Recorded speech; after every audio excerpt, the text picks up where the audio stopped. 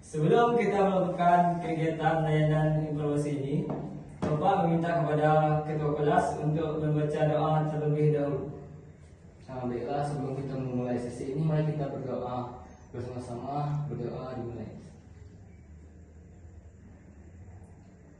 Oke, berdoa selesai. Terima kasih kepada ketua kelas.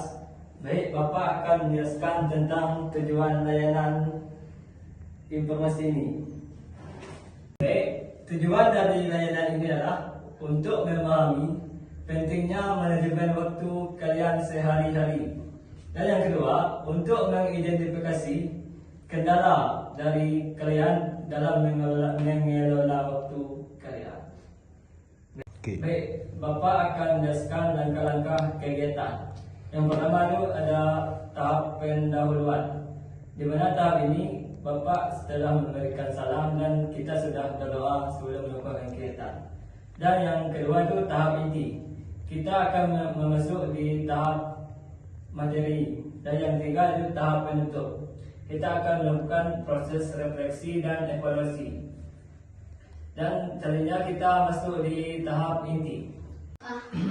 Baik, Bapak akan menjelaskan tentang manajemen waktu. Manajemen waktu adalah suatu jenis keterampilan yang berkaitan dengan berbagai bentuk upaya dan tindakan individu yang dilakukan dengan terencana agar lebih efektif dan produktivitas. Selanjutnya, sifat waktu. Sifat waktu adalah perkembangan keberadaan dan peristiwa dari masa lalu ke masa depan. Berikut adalah karakteristik waktu.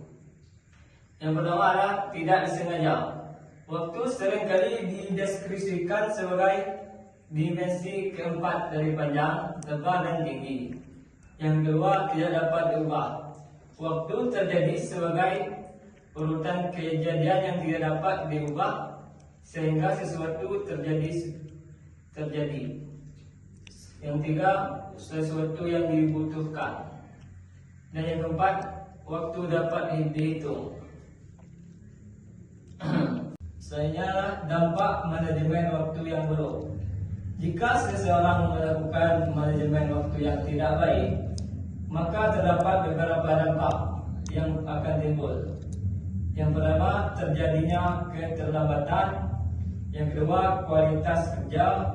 Yang ketiga, stres, kelelahan akibat pekerjaan yang menumpuk. Dan yang keempat, sulit untuk fokus dan menentukan skala prioritas. Itulah beberapa penjelasan tentang manajemen waktu. Di sini Bapak akan bertanya kepada kalian, siapa yang tidak baik dalam mengatur waktu? Andana, Bapak. Bagaimana waktu keseharian Anda sehari-hari? Saya sering lalai dengan waktu saya, Pak. Kadang saya ke kampus saja sering telat. Apakah saudaraan saja yang tidak dapat? Saya, Pak. Ya, pasti Pak. Saya tuh sulit mengatur jam tidur, Pak. Pas sekolah itu saya selalu telat, tapi pas malam itu saya bisa tidur, Pak. Gimana cara mengatur waktu biar pagi itu cepat bangun, Pak? Baik, Bapak akan memberikan beberapa video pendek untuk mengatur waktu yang baik untuk kalian semuanya. Bisa. Baik, Bapak akan memberikan video kepada kalian tentang manajemen waktu yang baik.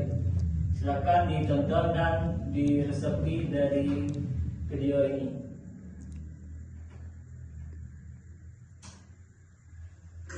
Dari beberapa menit hingga beberapa tahun, waktu adalah salah satu sumber daya yang tidak bisa direproduksi dan tidak dapat diambil alih. Manajemen waktu di dalam sebuah perencanaan kegiatan merupakan suatu teknik untuk mengatur dan meningkatkan penggunaan waktu secara efektif. Salah satu pengertian dari manajemen waktu sendiri adalah sebuah cara untuk memanfaatkan waktu dengan sebaik mungkin, di mana seseorang bisa menyelesaikan pekerjaan dengan cepat dan cerdas. Namun, waktu adalah perkembangan keberadaan dan peristiwa dari masa lalu ke masa depan. Karakteristik manajemen waktu yang sukses tentunya kita harus mengevaluasi waktu, meluangkan beberapa hari untuk mencatat waktu yang telah digunakan untuk mengerjakan tugas sehari-hari. Kemudian Kemudian, tandai aktivitas yang tidak termasuk dalam kategori tersebut. Meluangkan waktu di awal hari dan di malam hari setiap hari untuk membuat rencana dengan memprioritaskan tugas berdasarkan tujuan yang ingin dicapai. Jika ada proyek besar, bagi menjadi proyek-proyek kecil supaya tidak kewalahan. Bawalah kemanapun agenda atau jadwal agar tetap fokus dan ingat dengan hal-hal yang ingin dikerjakan. Belajarlah untuk mengatakan tidak dengan cara yang sopan. Setelah menonton video tadi, Bapak minta kepada saudari Ina dan saudari Nia untuk memberikan solusi atas kasus dari pengalaman Anda sendiri, atas kasus Estipa dan kasus Aan. Kemana saudari Ina tanggapan untuk Aan? Menurut saya itu kalau Aan mau cepat agar tidak terlambat, Aan tuh harus membuat alarm dulu jauh sebelum jam sekolah agar untuk mempersiapkan dirinya dengan santai dan tidak terburu-buru. Dan kalau untuk Estipa, untuk mengatur jadwal tidurnya, menurut saya dikurangi, jangan tidur siang atau dikurangi dulu tidur siangnya karena itu berpengaruh untuk tidur malam. Itu menurut saya. Terima kasih Ina. Sebenarnya Nia, bagaimana tanggapan dari kedua teman kamu ini? Kalau saya untuk Estipa kayak udah jam waktunya tidur, lebih baik dihindari yang membuat Anda tidak tidur. Misalkan kamu main game, hindari main game tersebut. Kalau untuk Aan lebih ke ya gitu sama kayaknya tadi, bikin alarm biar cepat bangun. Udah aja.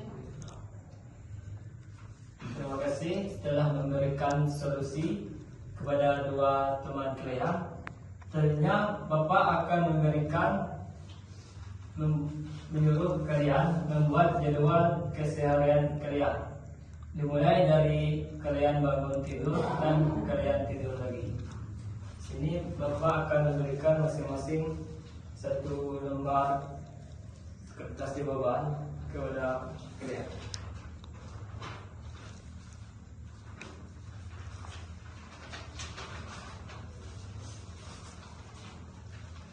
Silakan diisi sesuai dengan waktu kalian sehari-hari.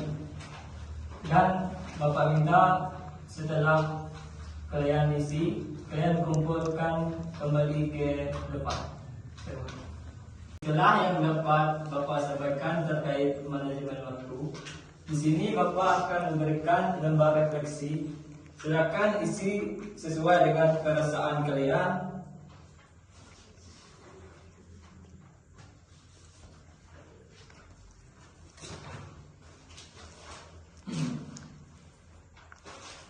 Itulah yang dapat Bapak berikan. Selanjutnya silakan gunakan waktu Anda. Waktu adalah sesuatu yang dapat menentukan masa depan kalian. Demikianlah saya Bapak tutup dengan wassalamualaikum warahmatullahi wabarakatuh. Waalaikumsalam warahmatullahi wabarakatuh.